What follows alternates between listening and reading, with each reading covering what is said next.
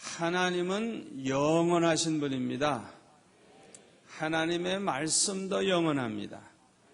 하나님의 나라도 영원한 나라입니다.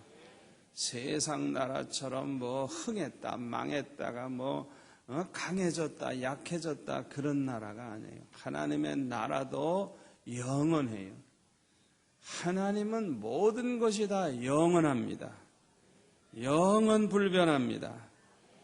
베드로전서 1장 23절에 보면 너희가 거듭난 것이 썩어질 씨로 된 것이 아니요 썩지 아니할 씨로 된 것이니 하나님의 살아있고 항상 있는 말씀으로 되었느니라. 그러므로 모든 육체는 풀과 같고 그 모든 영광이 풀의 꽃과 같으니 풀은 마르고 꽃은 떨어지되 오직 주의 말씀은 세세토록 있도다. 아멘. 우리의 육체도 풀과 같아. 풀과 같아. 예? 그 풀이라고 하는 거 꽃이 그냥 펴 있다가도 그날에 배인바 되면 말라 없어져 버리는 거. 풀과 같아. 또 이 세상의 모든 영광이 풀의 꽃과 같아. 다 이 세상의 것은 영원한 것이 하나도 없어요. 피조물은 영원하지 못해요. 사람도 영원하지 못해요. 이 세상도 영원하지 못해요. 이 세상 나라도 영원한 나라는 하나도 없어요. 피조물에게는 종말이 있습니다. 시작과 끝이 있어요. 출생한 날이 있고 죽는 날이 있어요. 그러니까 하나님은 모든 게 다 영원하신데 우리 피조물의 세계는 모든 것이 종말이 있어요. 종말.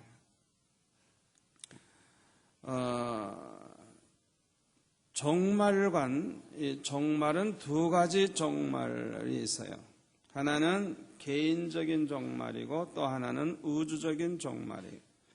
개인적인 종말이 뭐냐? 우리가 죽는 날이 마지막이에요. 그렇죠? 이 세상에서 마지막 종말을 고하는 날은 이 세상을 떠나는 날이에요. 그런데 이 우주의 종말의 날이 있어요. 그날은 어떤 날일까요? 우리 예수님이 재림하시는 날이에요. 이 세상이 종말을 고하는 날이에요. 이 세상은 심판받아 불로 심판받아서 없어지게 되고 우리 예수 믿는 사람들은 다 변화받아요. 썩지 않고 죽지 않고 늙지 않고 쇠하지 않는 영생하는 몸으로 다 변해요. 예수 믿고 죽은 사람은 그런 몸으로 부활을 해요. 살아있는 사람은 산채로 변화가 돼서 주님을 만나게 돼요.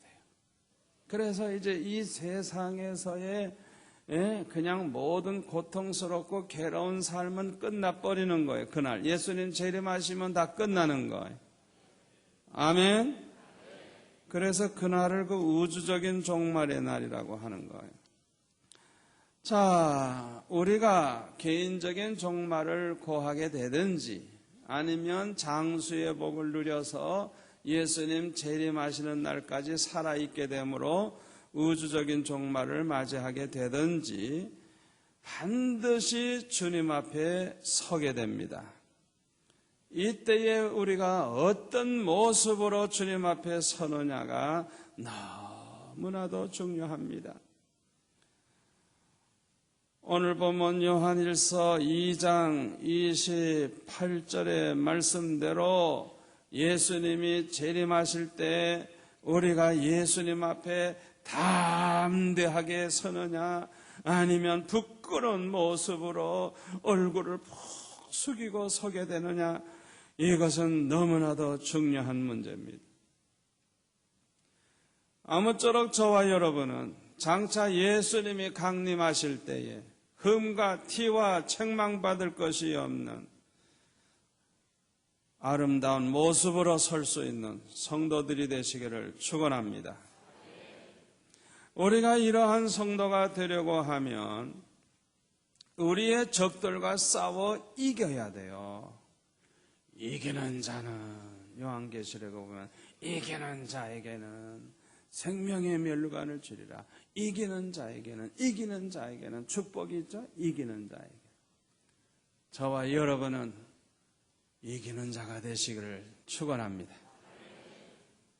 여러분들이 이렇게 나와 깨어기도 하고 은혜를 사모하고 이렇게 하나님 앞에 적극적인 신앙생활을 하시는 분들은 다 이기는 자가 될 줄로 믿습니다. 자, 첫째로 우리가 싸워 이겨야 할 첫 번째 적은 환난입니다. 환난. 마태복음 24장 41페이지인데 24장을 한번 볼까요? 마태복음 24장 20절에 보면 너희의 도망하는 일이 겨울에나 안식일에 되지 않도록 기도하라. 이는 그때에 큰 환난이 있겠음이라. 창세로부터 지금까지 이런 환난이 없었고 후에도 없으리라. 그날들을 감하지 아니할 것이면 모든 육체가 구원을 얻지 못할 것이나 그러나 택하신 자들을 위하여 그날들을 감하시리라. 이 마지막 때에 우리가 싸워 이겨야 될 첫 번째 적은 이 마지막 때 환난을 어떻게 이길 수가 있을까? 이 환난을 이겨야 되는 거예요. 그런데 21절에 보니까 아주 큰 환난이 온다는 거예요.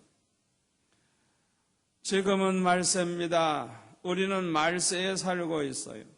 이 말세는 환난의 때입니다. 그런데 예수님이 재림하시기 직전에는 큰 환난이 있어요. 큰 환난이. 마태복음 24장 29절에 보면 그날 환난 후에 즉시 해가 어두워지며 달이 빛을 내지 아니하며 별들이 하늘에서 떨어지며 하늘의 권능들이 흔들리리라. 그때에 인자의 징조가 하늘에서 보이겠고 그때에 땅의 모든 족속들이 통곡하며 그들이 인자가 구름을 타고 능력과 큰 영광으로 오는 것을 보리라. 저가 큰 나팔 소리와 함께 천사들을 보내리니 저희가 그 택하신 자들을 하늘 이 끝에서 저 끝까지 사방에서 모으리라. 그랬어요. 29절에 보면 그날 환난 후에 이 환난이 뭐예요? 21절에 나오는 큰 환난. 큰 환난. 그러니까 저와 여러분이 개인적으로 죽지 않고 예수님 재림하실 때까지 살아있다고 하면 우리가 이제 산채로 예수님을 맞이하게 되기 때문에 우리는 이 환난을 통과해야 돼요. 그래서 이 환난을 이겨야만, 환난이 왔어도 승리해야만 우리는 영광스러운 모습으로 주님 앞에 서는 자가 되는 것입니다. 아멘. 자, 그러면 우리가 이 환난을 이기려면 어떻게 해야 되느냐? 낙심치 말아야 돼요. 낙심치 말아야 돼요. 아멘. 여러분 지금도 살아가기 어렵죠. 얼마나 괴로운 일이 많아요.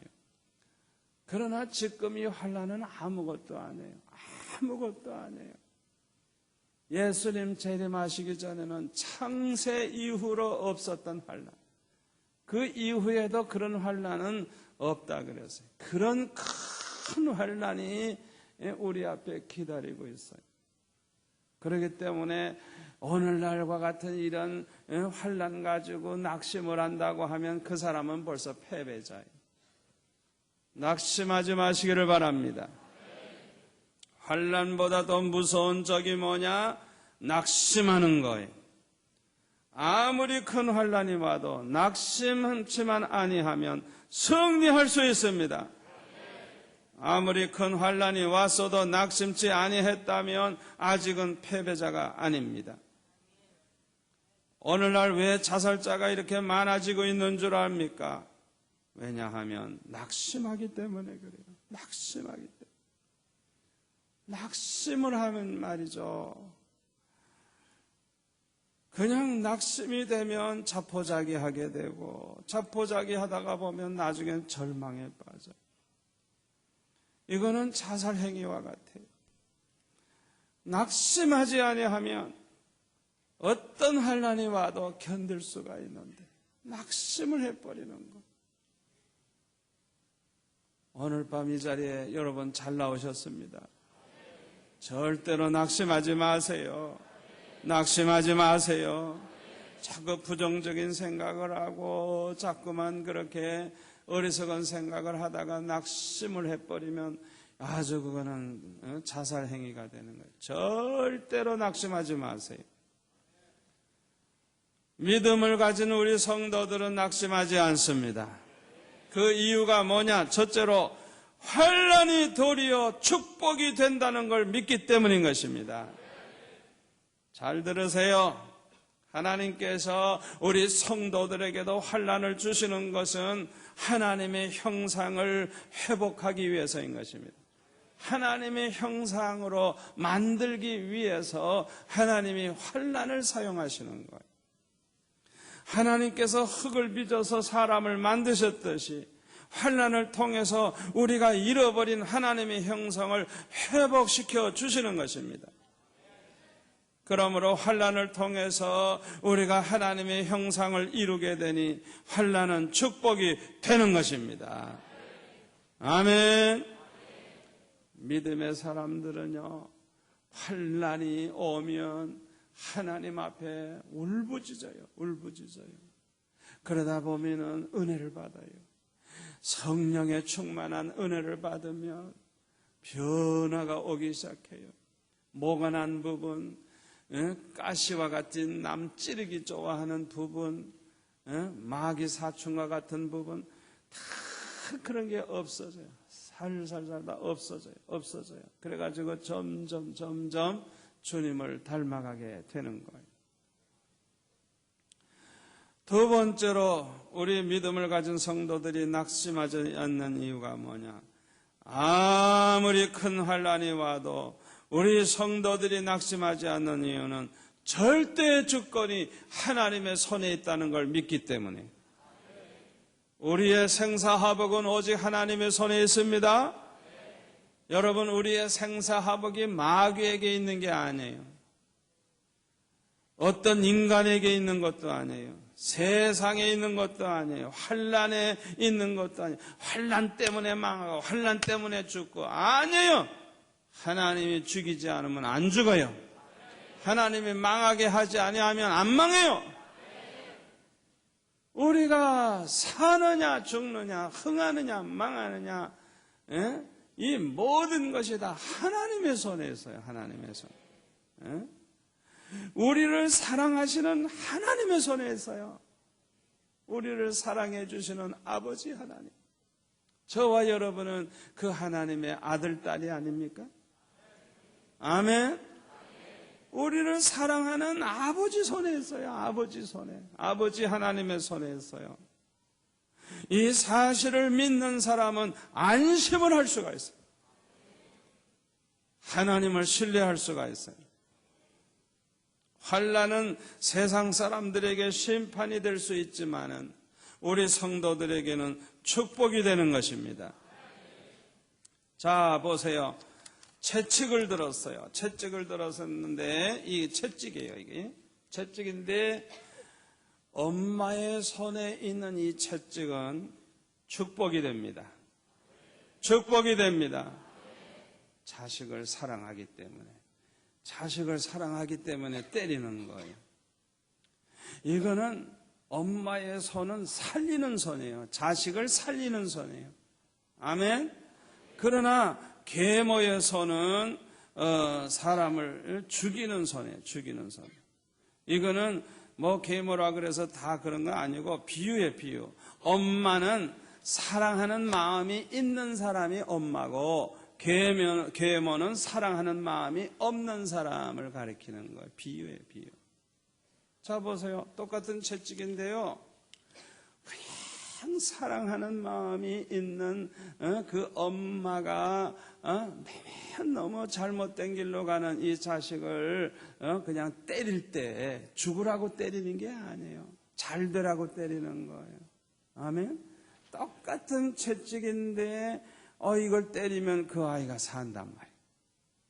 그런데 사랑이 없는 사람, 계모 비유를 말해서 그 손을 가진 거는 아주 그냥 미운 자식 빨리 죽어버리라 이러고 때리는 거예요. 그러니까 똑같은 채찍이라도 채찍이 살리는 채찍이 될 수 있고 죽이는 채찍이 될 수 있는 거예요.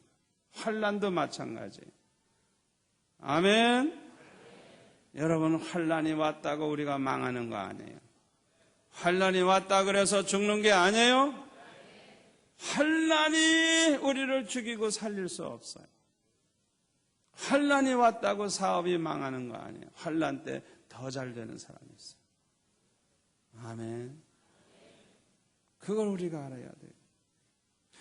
아무리 큰 환난이 와도 낙심치 아니하려면 첫째, 하나님 앞에 간구해야 돼요. 누가복음 18장 1절부터 8절에 나오는 이 과부처럼 하나님 앞에 간구해야 돼요. 이 누가복음 18장은 예수님의 비유의 말씀인데 항상 기도하고 낭망치 말아야 될 것을 저에게 비유로 하여 가라사대 어떤 도시에 하나님을 두려워 아니하고 사람을 무시하는 한 재판관이 있는데 그 도시에 한 과부가 있어 자주 그에게 가서 내 원수에 대한 나의 원한을 풀어주소서 하되 그가 얼마 동안 듣지 아니하다가 후에 속으로 생각하되 내가 하나님을 두려워 아니하고 사람을 무시하나 이 과부가 나를 번거롭게 하니 내가 그 원한을 풀어주리라. 그렇지 않으면 늘 와서 나를 괴롭게 하리라 하였느니라. 주께서 또 가라사대 불의한 재판관의 말한 것을 들으라. 하물며 하나님께서 그 밤낮 부르짖는 택하신 자들의 원한을 풀어주지 아니하시겠느냐. 저에게 오래 참으시겠느냐. 내가 너희에게 이르노니 속히 그 원한을 풀어주시리라. 그러나 인자가 올 때 세상에서 믿음을 보겠느냐 하시니라. 여기에 나오는 이 과부처럼 결사적으로 하나님 앞에 매달리시기를 바랍니다. 잘 들으세요. 낙심을 하면 낙심하면 할수록 믿음이 약화돼요. 그래서 패배자가 되는 거예요. 그러나 낙심하지 말고 낙심할 시간에 하나님 앞에 부르짖고 간구하면 믿음이 강해져요. 그래서 승리자가 되는 거예요. 명심하세요. 낙심될라 그러면 기도하세요. 울부짖으세요. 이 과부처럼 간구하세요. 반드시 하나님이 들어주십니다. 시편 50편 15절 환난 날에 나를 부르라. 내가 너를 건지리니 네가 나를 영화롭게 하리로다. 예레미야서 33장 2절 이를 행하는 여호와 그것을 지어 성취하는 여호와 그 이름을 여호와라 하는 이가 이르노라. 이같이 이르노라. 너는 내게 부르짖으라. 내가 내게 응답하겠고 내가 알지 못하는 크고 비밀한 일을 내게 보이리라. 여러분, 기도하는 사람에게 하나님이 주시는 선물 가운데 하나가 뭐냐 하면 믿음의 비밀이에요. 믿음의 비밀. 이거는 기도해 본 사람이 아니면 이거는 모르는 비밀이에요. 모르는 비밀. 기도도 적당히 하는 사람하고 너무 환난을 당하고 그냥 죽고 싶을 정도로 괴로운 그런 고통 속에서 부르짖는 사람, 이건 달라요.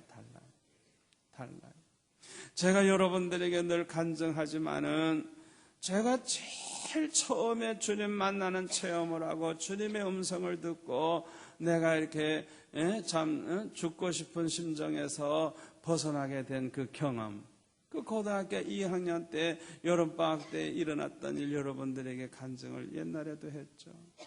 그러니까 평범한 기도해가지고는 그런 믿음의 비밀을 가질 수 없는 거예요. 그러니까 왜 많은 사람들이 그렇게 기도해보지도 않고 괜히 이상하게 생각해. 나 이상한 사람 아니에요. 난 냉정해요. 그렇게 무슨 이상한 신비주의자 아니에요.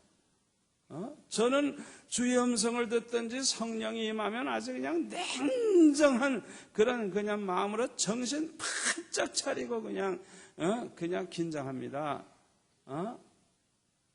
그러니까 정확하게 주님이 오셔서 말씀하시는 거예요. 제정신 없는 가운데 들렸나 안 들렸나 이런 식으로 그게 아니에요. 그게 아니에요. 그러니까 왜 믿음의 비밀이 없느냐? 이 과부처럼 기도해 본 적이 없어. 그러니까 좀 환난을 더 세게 좀 당해야 돼. 너무 환난을 약하게 당하기 때문에 기도를 안 하는 거예요. 아예 그냥 너무너무 괴로워서 죽고 싶을 정도로 그 정도로 환난이 와야 그냥 먹고 싶지도 않고 그냥 완전히 그냥 그 자리에서 기도하다 죽을란다. 내가 자살인가? 기도해다 죽었지만. 그런 정도로.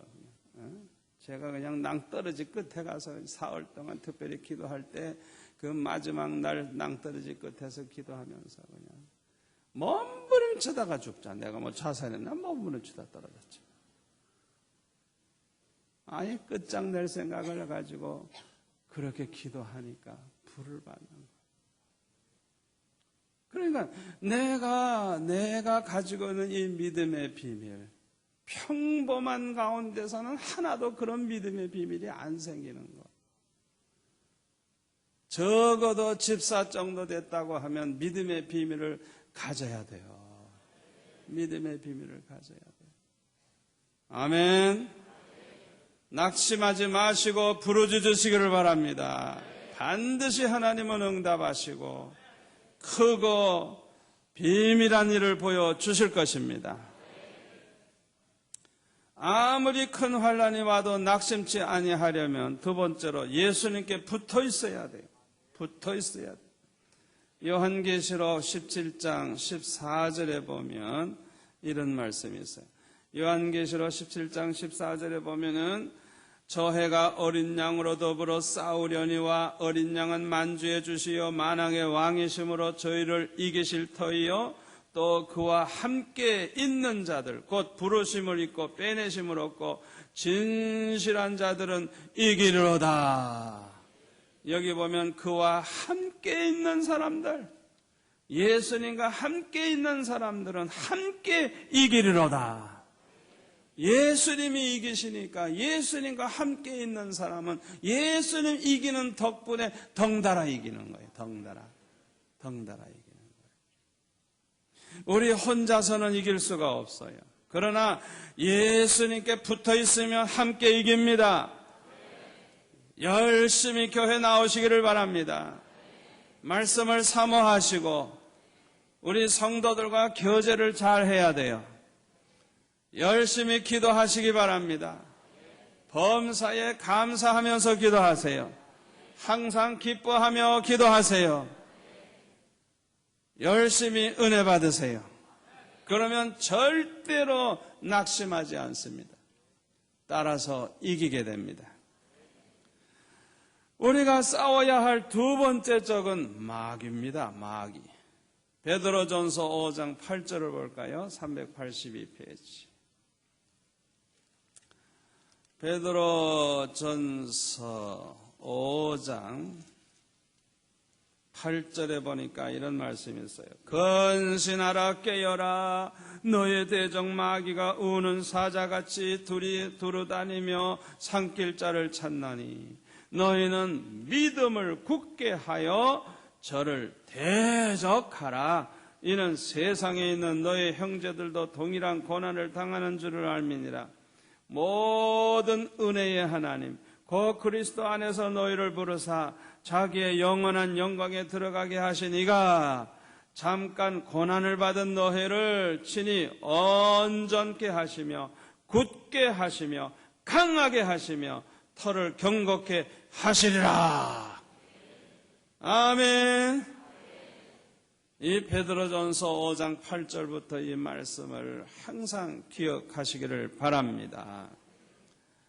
요한복음 10장 10절에 보면 도적이 오는 것은 도적질하고 죽이고 멸망시키려는 것뿐이요 내가 온 것은 양으로 생명을 얻게 하고 더 풍성히 얻게 하려는 것이라 그랬어요. 마귀는 도적이에요. 도적. 이 마귀는 그냥 우리가 가지고 있는 보배로운 믿음을 다 빼앗아 가려고 훔쳐가려고 그래요. 어떻게 해서 믿음 잃어버리게 만들려고 그래요. 또 건강도 도적질해가고 물질도 도적질해가고 마귀에게 속은 사람들은 재산도 다 잃어버려요. 그냥 허랑방탕하다가 명예도 도적질해가고 인격을 도적질해가서 완전히 망하게 하는 거예요. 마귀는 살인자입니다. 우리를 죽이려고 합니다. 마귀는 우리를 지옥에 멸망시키려고 합니다. 이 마귀를 이기려면 마귀를 대적해야 돼요. 그러면 마귀를 대적하라. 그리하면 너희를 피하리라. 야고보서 4장 7절 말씀이죠. 특히 예수님의 이름으로 대적하시기를 바랍니다. 믿음으로 대적하시기를 바랍니다. 믿음으로.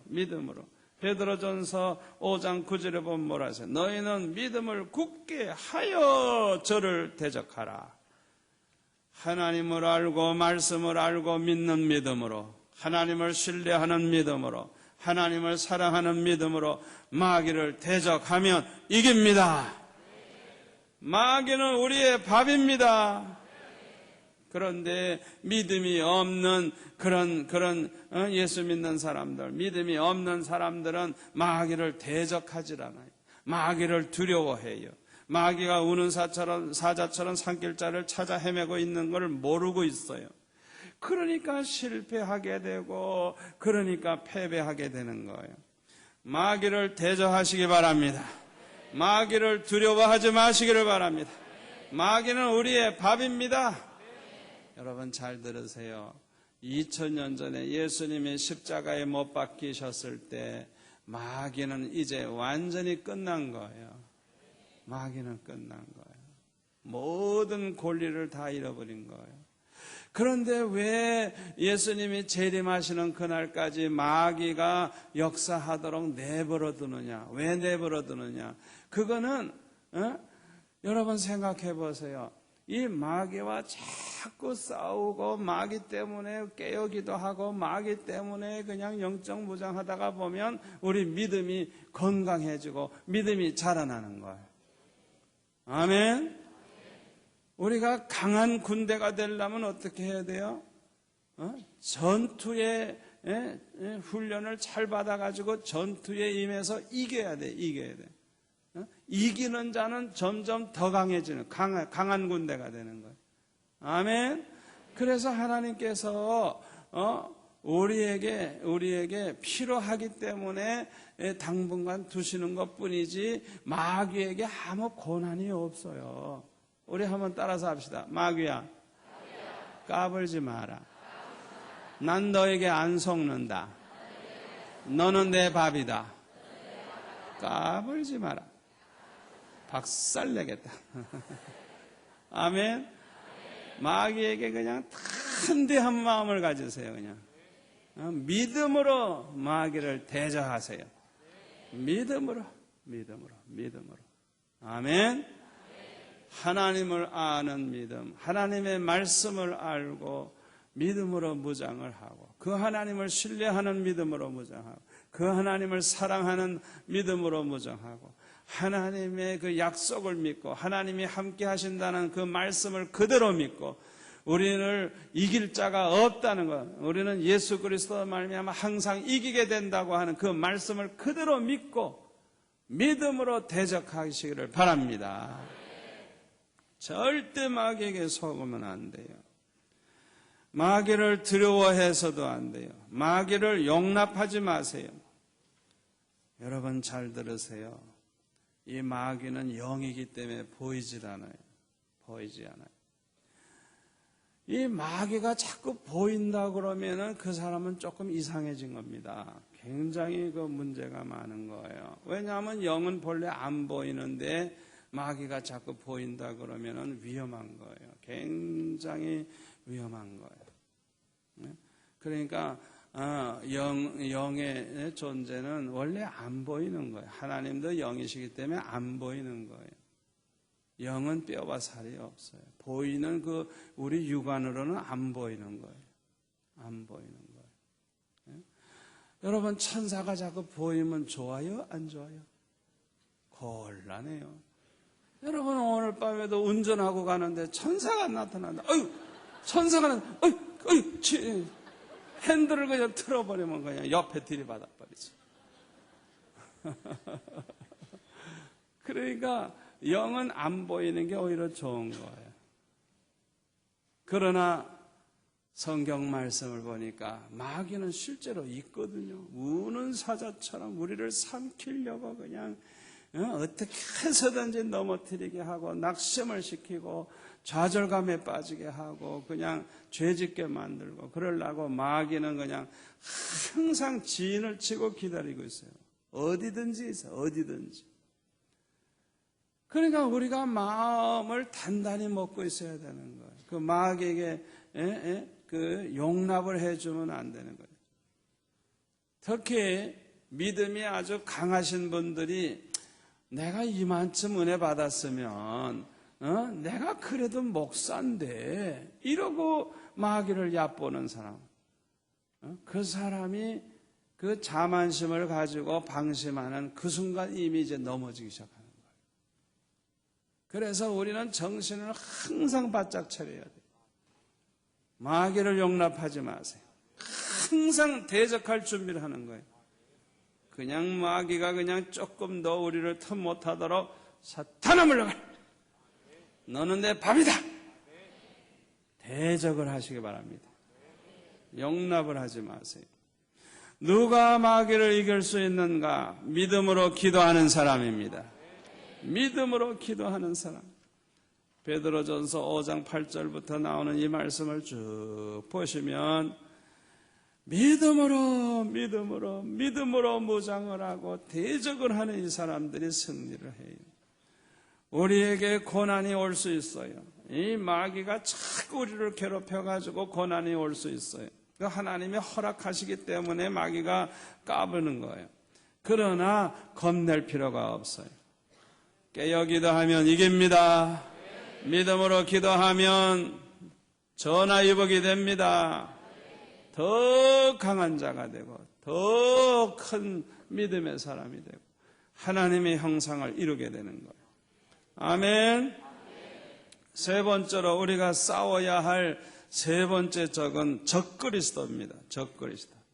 요한일서 2장 18절부터 볼까요? 오늘 본문 요한일서 2장 18절에 보면은 아이들아 이것이 마지막 때라 적그리스도가 이르겠다 함을 너희가 들은 것과 같이 지금도 많은 적그리스도가 일어났으니 이러므로 우리가 마지막 때인 줄 아노라.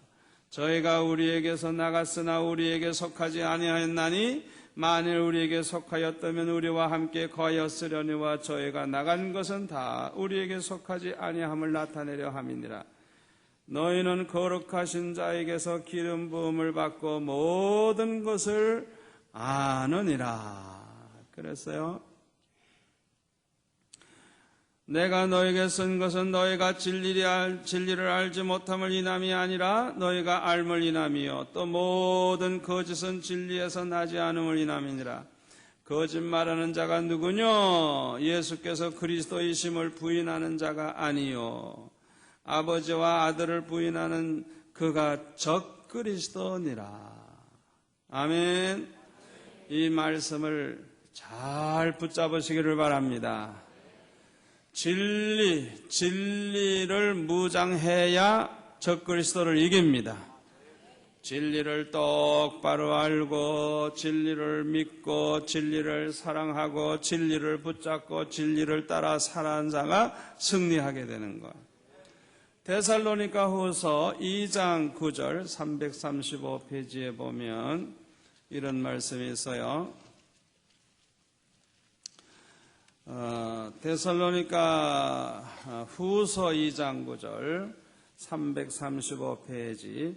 악한 자의 임함은, 여기 악한 자는 그 위에 나오는 불법한 자, 또 거짓 선지자, 적그리스도를 가리키는 거예요. 악한 자의 임함은 사탄의 역사를 따라, 성령의 역사가 아니고 사탄의 역사, 사탄의 역사를 따라 모든 능력과 표적과 거짓 기적과 거짓 기적에 거짓 기적, 불의의 모든 속임으로 멸망하는 자들에게 이 말이니, 이는 저희가 멸망하는 사람들의 특징이 뭐냐? 진리의 사랑을 받지 아니하여 구원함을 얻지 못하는 사람이에요. 이러므로 하나님이 유혹을 저희 가운데 역사하게 하사 거짓 것을 믿게 하시면, 12절, 진리를 믿지 않아요. 진리를 믿지 않으니까 이 적그리스도를 이길 수가 없어요. 진리를 알고 진리를 믿고 진리를 붙잡아야 되는데 진리를 안 믿어. 그러면 어떻게 이겨요? 무방비 상태죠. 완전히 무방비 상태. 진리를 믿지 않고 불의를 좋아하는 모든 자로 심판을 받게 하려 하심이니라. 누가 그 적그리스도에게 삼킴을 당하고 이단에게 넘어가느냐? 이단에게 넘어가는 사람은 진리로 무장이 안 된 사람이에요. 진리가 뭔지도 모르고, 그러니까 분별을 못하는 거예요. 진리로 무장되면 금방 이단이라는 거 금방 알아요. 예수님을 그리스도라는 걸 부인하는 그걸 어떻게 그걸 따라가요? 어떻게 따라가요? 자기가 예수라고 하는 그런 이단을 어떻게 따라가요? 그러니까 무식한 사람만 따라가요. 뭐에 무식해? 진리에 무식한 사람. 그러니까 적그리스도를 이기려고 하면 진리로 무장을 해야 돼요. 진리를 똑바로 알고 진리를 믿고 진리를 사랑하고 진리대로 살고. 아멘. 성도들에게 말세에 가장 큰 위협이 되는 것이 바로 적그리스도들입니다. 그래서 마태복음 24장 24절에 보면은 이런 말씀이 있어요. 거짓 그리스도들과 거짓 선지자들이 일어나 큰 표적과 기사를 보이어 할 수만 있으면 택하신 자들도 미혹하게 하리라. 그러니까 이 표적을 막 보여주면서 자기도 아주 참 선지자인 것처럼 그렇게 가면을 쓰고 사람들을 이제 이단으로 끌고 가는 거예요. 그러니까 이 말세에 항상 조심해야 될 게 뭐냐 하면, 표적이 일어났다 그래서 무조건 다 하나님의 종이고 무조건 성령의 역사고, 그렇게 생각하면 그건 성경에 무식한 사람이에요. 데살로니가 후서 2장 9절 조금 전에 본 말씀이 뭐라 그랬어요? 사탄의 역사를 따라, 성령의 역사가 아닌 사탄의 역사를 따라서 모든 능력과 기사와 표적을 막 일으킨다는 거예요. 그래서 우리는 언제나 진리로 분별을 해야 돼요. 말씀으로 분별을 해야 돼요. 하나님의 말씀을 가지고 딱 분별을 해서 이상하다, 이거 이상하다. 그럴 땐 정신 바짝 차려가지고 목사님에게 와서 물어봐야 돼요. 이상한데요. 그동안 내가 알고 있는 복음과 다른데요. 늘 목사님의 설교 들은 거하고 좀 다른데요. 내가 늘 성경 읽고 내가 알고 있는 거하고 뭔가 다른데요. 다르다고 느껴질 때는 빨리 와서 물어보세요. 아멘. 그걸 여러분들이 그냥 무시해버리고 따라가면 그 다음부터 이제 미혹이 되면 그 다음에 흐미해져요. 분별력이 흐미해져 가지고 나중에는 돌이키기가 힘들게 되는 거예요. 자, 마지막 우리가 네 번째로 싸워야 할 적은 자기 자신입니다. 자기 자신. 가장 큰 적이 어디에 있느냐? 내 안에 있어요. 내 안에. 자기 안에 가장 큰 적이 있어요. 또 가장 큰 전쟁터, 가장 치열한 전쟁터가 어디냐? 우리의 마음속이에요. 마음속. 이 마음속에서 누가 이기느냐, 누가 왕 노릇하느냐, 전쟁이 벌어지는 거예요. 진자는 이긴 자의 종이 된다 그랬죠. 그러니까 누가 이기느냐, 누가 내 마음 속에서 일어나는 전쟁 가운데 예수님이 이기느냐, 예수님 사랑하는 마음이 이기느냐, 자기 사랑하는 마음이 이기느냐, 나를 왕좌에 앉히느냐, 예수님을 왕좌에 앉히느냐, 이게 치열한 전쟁이 그냥 날마다 일어나는 거예요. 매 순간 일어나는 거예요. 누구를 더 사랑하느냐, 이게. 주님을 더 사랑하느냐, 나를 더 사랑하느냐. 그래서 우리 마음 속에서 아주 전쟁이 벌어지는 거예요, 전쟁이. 상처를 가장 잘 받는 것이 마음입니다. 이 마음. 마음이 제일 병들기가 쉬워요. 잠언 18장 14절. 사람의 심령은 그 병을 능히 이기려니와 심령이 상하면 그것을 누가 일으키겠느냐. 얼마 전에 KBS에서 그 마음이라는 주제로 6번인가 방영했죠.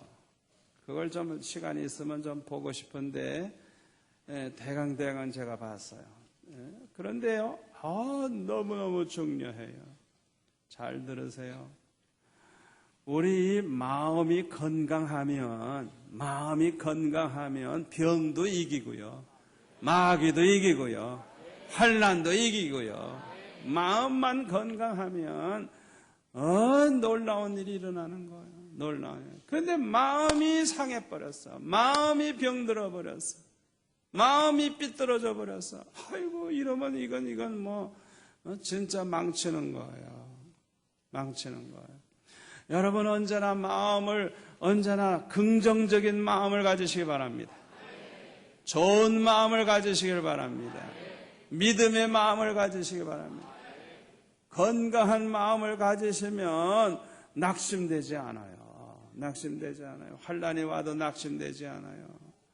여러분, 절대로 자꾸 이렇게 마음을 상하게 하지 마세요. 좋은 마음을 가지고 자꾸 우리가 기쁜 마음, 좋은 마음, 믿음으로 말씀을 믿고 주님을 믿고 좋은 생각을 하시고 좋은 마음을 가지시고 긍정적인 마음, 잘 될 것이다, 전화위복이 될 것이다, 더 축복받을 것이다, 그렇게 언제나 믿음의 마음을 가지세요.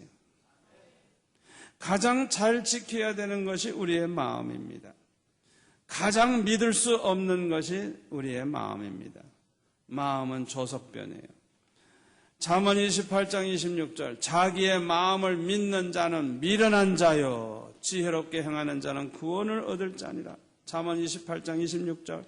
자기의 마음을 믿는 자는 미련한 자라고. 어떻게 자기 마음을 믿어요? 우리 마음이라고 하는 것은 그냥 매 순간 변할 수 있는 게 마음입니다. 자기 마음을 어떻게 믿어? 여러분, 자기 마음을 믿는 사람은 그건 어리석은 사람이에요. 잠언 25장 16장 32절에 보면 이런 말씀이 있어요. 16장 32절 찾으신 분은 같이 읽을까요? 노하기를 더디하는 자는 영사보다 낫고 자기 마음을 다스리는 자는 성을 빼앗는 자보다 나으니라. 참 중요한 말씀이에요. 자기 마음을 잘 다스려, 컨트롤을 잘해. 화가 나도 참고, 자꾸 이상한 생각이 나도 그걸 잘 물리치고 마음을 잘 다스려, 마음을 잘 지키는 사람, 큰 성을 빼앗는 사람보다 더 위대한 사람, 더 훌륭한 사람이라. 또 25장, 잠언 25장 28절. 잠언 25장 28절에 보면 찾으신 분은 같이 봅니다. 자기의 마음을 제어하지 아니하는 자는 성읍이 무너지고 성벽이 없는 것 같으니라. 자기 마음을 컨트롤을 못해. 그냥 마음에 흥분하는 대로 말하고 흥분하는 대로 행동하고 그냥 마음을 그냥 어떻게 이기질 못해, 제어하질 못해. 이 사람은 성벽이 다 무너져 버렸고 성벽이 없어. 그러면 그냥 도적이 마음대로 들어오고 적들이 마음대로 쳐들어오죠. 제정신 없어요. 이런 사람은 그냥 무방비 상태예요. 특히 마음의 문제는 무엇을 사랑하느냐에 따라서 달라집니다. 내가 하나님을 더 사랑하느냐, 세상을 더 사랑하느냐. 그러니까 나라고 하는 인간이 무엇을 사랑하느냐에 따라서 내 이 마음의 문제가 완전히 결판이 나는 거예요. 잘 들으세요. 내가 왜 큰 문제냐? 내 마음속에 두 마음이 있다고요. 하나님 사랑하는 마음도 있는데 세상을 사랑하는 마음도 있는 거예요. 그래서 내가 어느 쪽을 더 사랑하느냐에 따라서 내 마음의 왕자에 하나님이 앉을 수도 있고 내가 앉을 수도 있는 거예요. 그렇게 되는 거예요.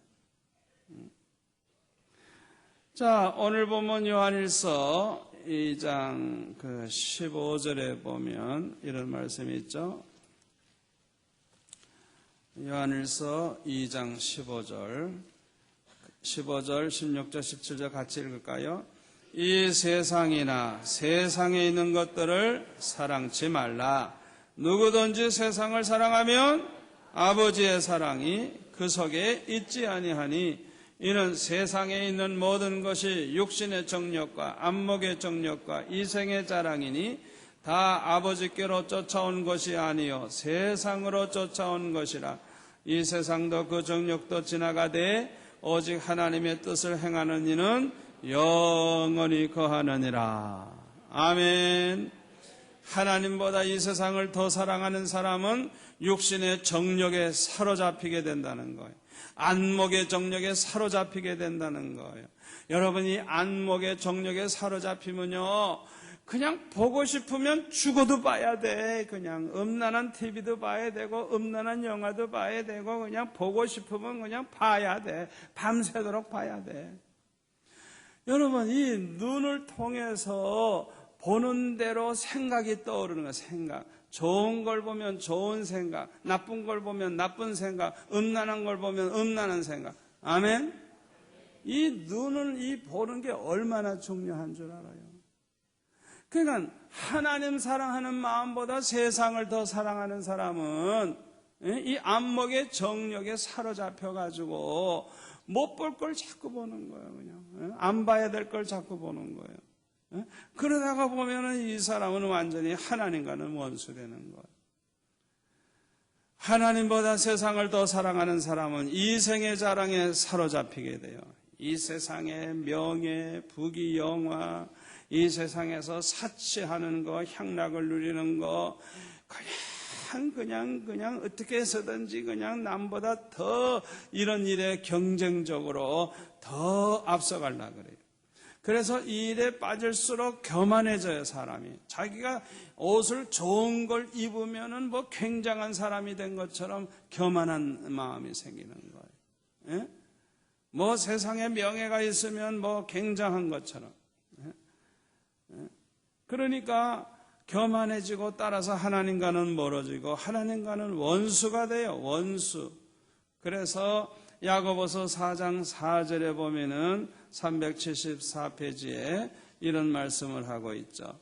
야고보서 4장 4절, 5절 같이 읽을까요? 찾으신 분은 간음하는 여자들이여 세상과 벗된 것이 하나님의 원수임을 알지 못하느냐. 그런즉 누구든지 세상과 벗이 되고자 하는 자는 스스로 하나님과 원수되게 하는 것이니라. 너희가 하나님이 우리 속에 거하게 하신 성령이 시기하기까지 사모한다 하신 말씀을 헛된 줄로 생각하느냐? 아멘. 여러분, 세상보다 하나님을 더 사랑하시기를 바랍니다. 세상을 하나님보다 더 사랑하는 사람은 간음하는 여인인 것 같아요. 자기 남편을 두고 딴 남자를 더 좋아하는 것 같아요. 그러니까 원수가 되죠. 자기 남편하고는 원수 되죠. 왜? 남편 두고 딴 남자 더 사랑하니까. 우리가 하나님을 사랑하고 하나님을 사모하고 하나님을 제일 좋아해야 되는데 세상을 더 좋아해, 세상을. 그러면 그 사람은 하나님과는 원수 되는 거예요. 원수 되는 거예요. 우리 마음속에 하나님 사랑하는 마음보다 세상을 더 사랑하는 마음이 있으면 그 사람은 세상에 벗이 돼요. 그래서 세속적인 인간, 완전히 세속화된 타락된 인간이 되는 거예요. 여러분, 신앙생활이라고 하는 것은 하나님을 경외하면서 거룩하게 사는 게 신앙생활이에요. 거룩하게 산다는 게 뭐예요? 세상 사람들과 다르게 사는 거예요. 세상 사람들과 다르게. 우리 예수 믿는 집사, 권사, 장로, 목사들은 세상 사람들과 달라야 될 줄로 믿습니다. 제가 지방에 어느 지방이라고 하면 곤란해서 말은 안 하겠습니다만 어느 지방에 가서 그곳에 있는 목사님과 함께 제가 이렇게 시장을 둘러보다가 그 목사님하고 같이 그 물건을 물어봤어요. 이게 얼마입니까? 그랬더니 50만 원이래. 50만 원. 그래가지고 깎아준다고 그러면서 45만 원에 이제 해줬어요. 그런데 그 물건을 자세히 보니까 얼마의 가격이 붙어 있느냐 하면 40몇만 원이라고 써 있어요. 그걸 그렇게 속여 먹은 거예요. 그런데 알고 보니까 그분이 어느 교회 권사예요. 그런데 그 목사님하고 잘 알아요. 그래서 내가 속으로, 이야, 목사를 등쳐먹는 권사. 그건 아주 그냥 세속적인 인간이에요. 그냥 돈밖에 보이는 게 없는 거예요. 그냥 돈밖에. 그러니까 40몇만 원짜리를 갖다 50만 원 딱 불러가지고 깎아주는 것처럼 해서 45만 원에 주는 거.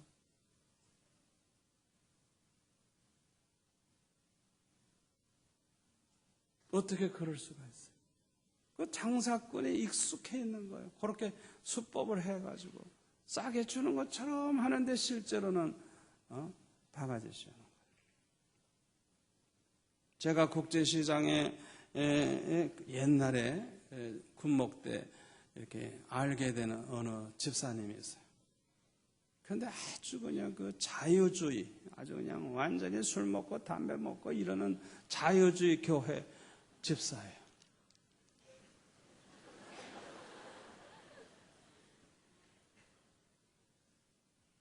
목사님이 항상 술에 취해 있대. 그러니까 술 먹는 교인들만 모인대. 그런데요, 한 번은 제가 이렇게 음향 오디오 그 앰프가 하나 필요해서 좋은 게 하나 나왔길래 그 얼마냐고 그랬더니 몇십만 원이라 그래요. 저는 가격을 모르니까 저는 사람을 그냥 잘 믿어요.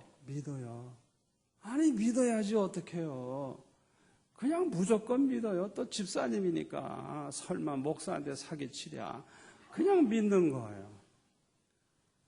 그런데 제 생각에 좀 너무 비싸서 우리 교회 남자 집사님 가운데 그 전자제품을 잘 아시는 분에게 부탁을 해가지고 그 집에 가가지고 그 앰프를 봐서 내가 본 뭔데 그걸 보고 얼마냐고 좀 물어보라고.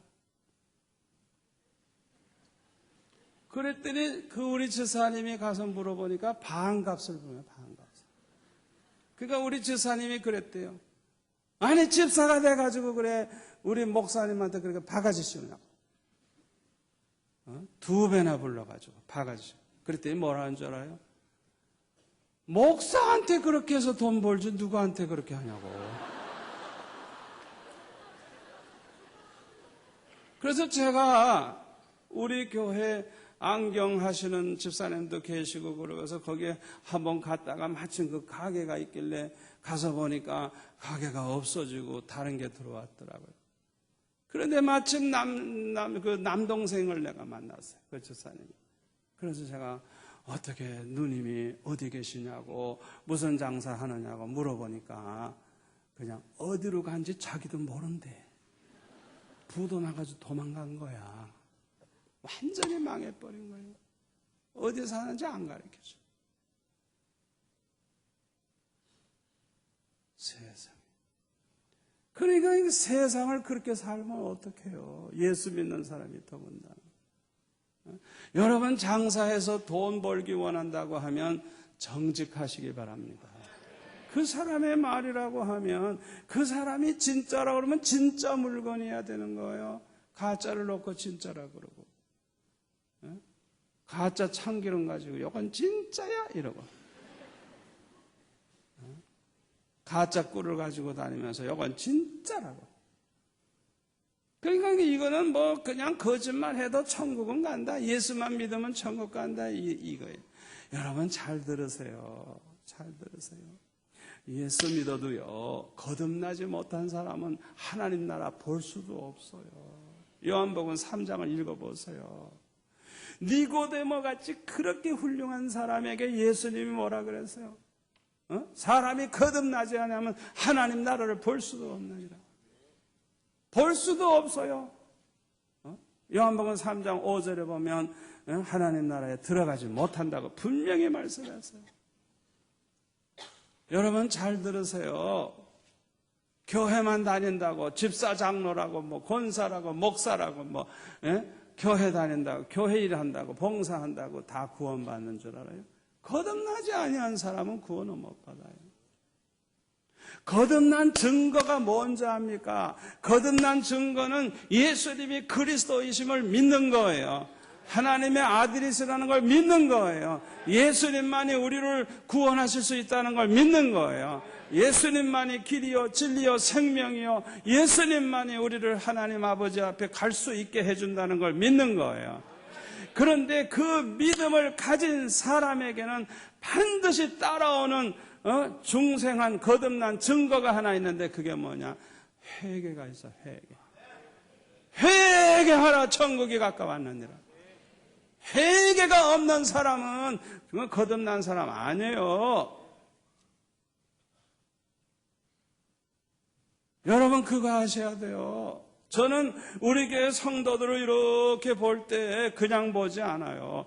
이 사람이 진짜 신자인가 아닌가, 거듭난 신자인가 아닌가, 그걸 제가 굉장히 봐요. 우리 교회 보면은 외부에서 온 장로님들도 많아요. 저는 장로님이라 그래서 다 중생했다고 생각 안 해요. 그러니까 이분이 중생한 사람인가 아닌가, 그걸 저는 봐요. 그게 뭐냐? 회개의 눈물이 있느냐 없느냐, 그걸 보는 거예요. 여러분 그거 하셔야 돼요. 베드로도 가룟 유다도 예수님을 배반하고 범죄했어요. 그러나 가룟 유다하고 베드로하고 근본 차이가 있어요. 그게 뭐예요? 거듭난 자는 통의 자복이 있어요. 베드로가 통곡하며 울었어요. 그러나 가룟 유다는 양심의 고통이 있지만 회개는 안 해. 자살은 했지. 절대 회개 안 해요. 그거 하셔야 돼요. 회개가 안 되시는 분들 잘 들으라고요. 철학기도에 그런 사람은 안 나오겠지만, 그래도 이 테이프 방송 미국에서도 듣고 다 그래요. 지금 방송으로 나갑니다. 잘들 들으라고요. 그냥 거짓말을 밥 먹듯이 하고, 사기 쳐먹고 그냥 못된 짓을 하고, 돈 꾸고 가면 그냥 갚지도 않고, 야금야금 돈 있는 사람 찾아다니면서 돈 꾸고 안 갚고, 심지어는 교회 헌금까지 그냥 빼먹고 그냥. 그러면서도 회개 안 해요. 그렇게 공적으로 범죄한 사람은 공적으로 회개해야 됩니다.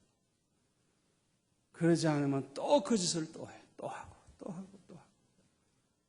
우리 교회는요, 놀라운 일이 벌어지고 있어요. 많은 분들이 그냥 우리에게 들어오면 눈물이 나오는데, 그냥 들어오기만 하면 예배 시작하기 전부터 울어. 그냥 이거는 그냥 거듭난 하나님의 자녀의 증표가 나타나는 거예요.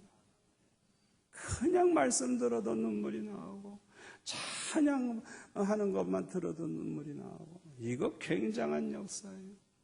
우리 교회는 그냥 거듭나게 하는 이 역사가 얼마나 강하게 나타나는지, 성령이 막 역사하시고 성령이 여러분들을 막 만져주시고 있는 거예요.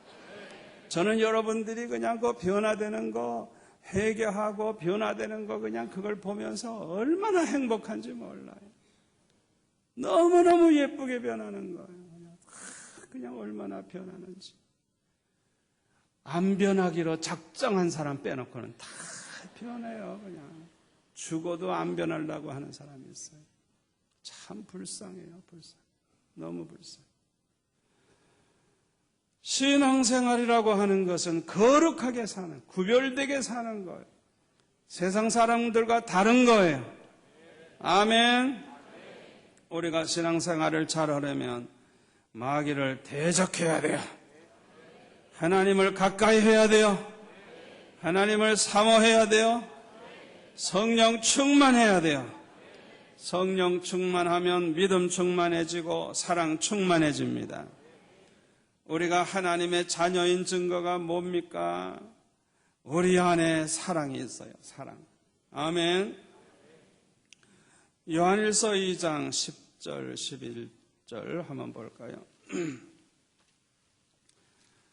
요한일서 2장 10절 11절 그의 형제를 사랑하는 자는 빛 가운데 거하여 자기 속에 꺼리낌이 없으나 그의 형제를 미워하는 자는 어두운 가운데 있고 또 어두운 가운데 행하며 갈 곳을 알지 못하나니 이는 어두움이 그의 눈을 멀게 하였음이니라. 아멘. 우리가 신앙생활을 잘 하려고 하면 성령 충만해야 되는데 성령 충만한 자에게는 반드시 사랑이 충만해지는 것. 그래서 절대로 남 미워하잖아요. 미운 마음이 생기면 그를 위해 기도해요. 아버지, 그를 사랑할 수 있게 해주세요. 사랑할 수 있게 해주세요. 이게 하나님의 자녀의 특징이에요. 아멘. 여러분 마음속에 미운 감정을 가지고 있으면 안 돼요. 그러면 악령이 역사해요. 절대로 미운 마음을 가지면 안 돼요. 지금은 말세지 말입니다. 전쟁은 더욱 치열해지고 있습니다. 우리가 싸워 이겨야 할 적은 환난, 마귀, 적그리스도, 우리 자신, 이 네 가지를 여러분에게 말씀드렸어요. 가장 큰 적이 뭐예요? 내 자신이에요. 가장 큰 전쟁터가 어디예요? 내 마음이에요. 내 마음에 일어나는 그냥 항상 하나님 사랑하는 마음과 세상 사랑하는 마음, 두 가지 마음이 그냥 밤낮 씨름을 하고 있어요. 자신과의 싸움에 이겨야 모든 것을 이길 수가 있어요. 자신과의 싸움에 이긴 자가 환난을 이깁니다. 마귀를 이깁니다. 적그리스도를 이깁니다. 이기는 비결은 첫째로 항상 말씀을 사모하는 거예요. 둘째로는 항상 깨어 기도하는 거예요. 세 번째로는 성령 충만한 은혜 가운데 사는 것입니다. 아멘. 그래서 믿음 충만, 사랑 충만한 가운데 살면 우리는 승리자가 돼서 주님 앞에 설 때 첨과 티와 책망받을 것이 없는 모습으로 너무너무 아름다운 모습으로 하나님 앞에 담대하게 서게 될 줄로 믿습니다.